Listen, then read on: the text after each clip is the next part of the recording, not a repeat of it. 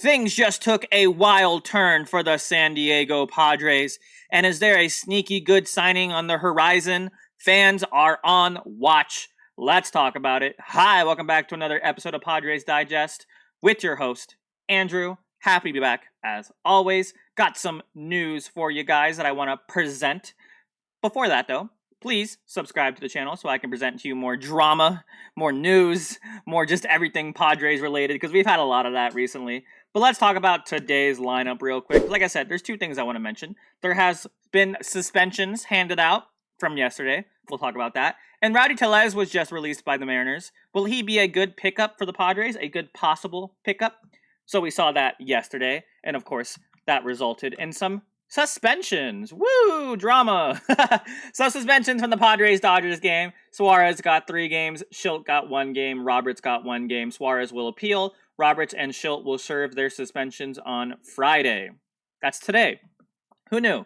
So, this is how I initially reacted. That's fair. That's fair. I mean, we all saw what happened, right? Mike Shildt, Dave Roberts fighting each other. At first, I was kind of upset that Roberts shoving Mike Shildt wasn't a bigger deal, but I don't think the MLB would ever hurt their golden children like that. So, they'll defend Dave Roberts the day he dies, and at least he's getting something out of that, but whatever, right? And of course, we saw Suarez hit Ohtani, and he said it was unintentional through his interpreter earlier today.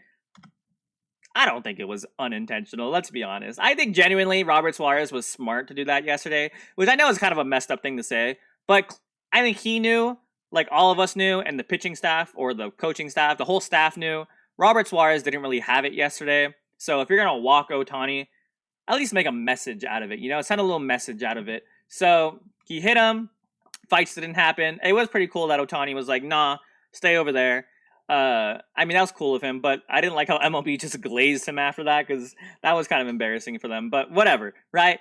I think it was intentional. I think it was fair. 3 games, that's fine. And to be honest, Suarez has been looking a little shaky recently, so take those 3 days and just, you know, work on your stuff. We'll be okay until then.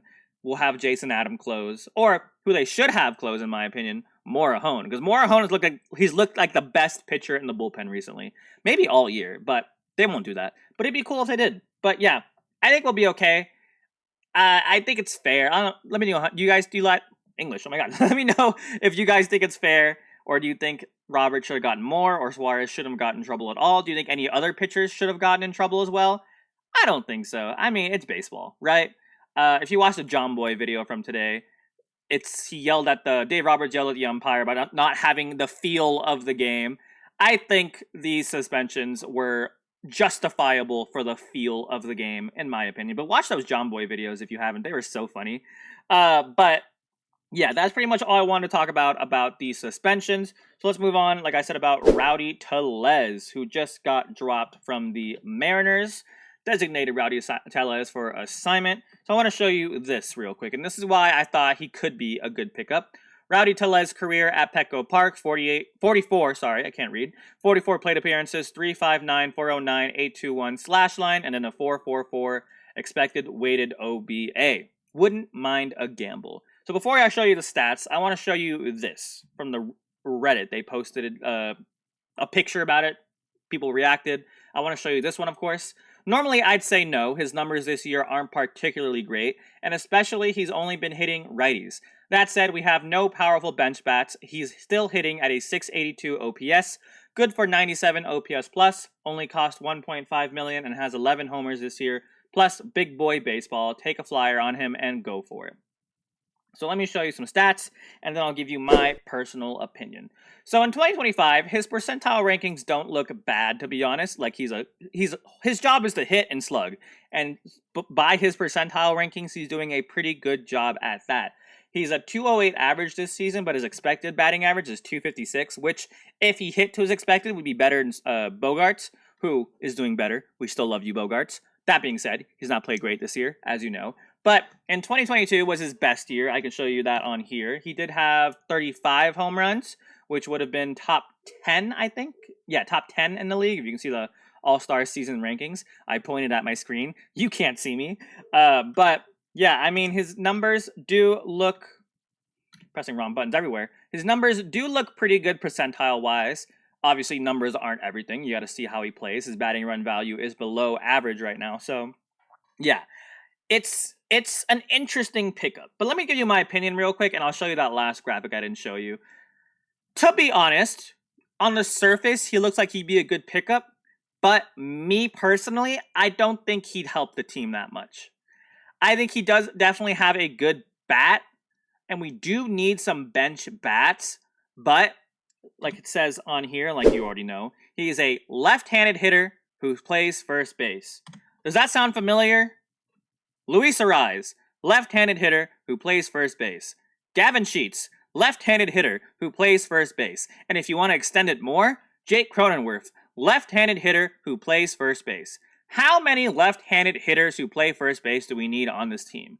Yes, Gavin Sheets plays left field right now. That being said, he should not be in left field. It's just we don't have anyone else who can play left field. Gavin Sheets also hits well against righties. Luis Arraez should be hitting well against everybody. Jake Cronenworth obviously hits better against righties. And Rowdy Tles, guess what? Hits good against righties. Our problem right now, we don't hit good against lefties. And as you can see, a 7.7 average, low on base, low slugging, low OPS. He does not hit good against left-handed pitchers. So, do we really want another batter who can't hit left-handed pitching and can only play one position, first base? But to be honest, he'll play DH. But when we're playing a left-handed pitcher, is he also going to DH? Who are we going to DH on a left-handed pitcher? Like Iglesias again? Like, he didn't do awful last time, but he's not really that kind of DH bat. He's more of a backup bat.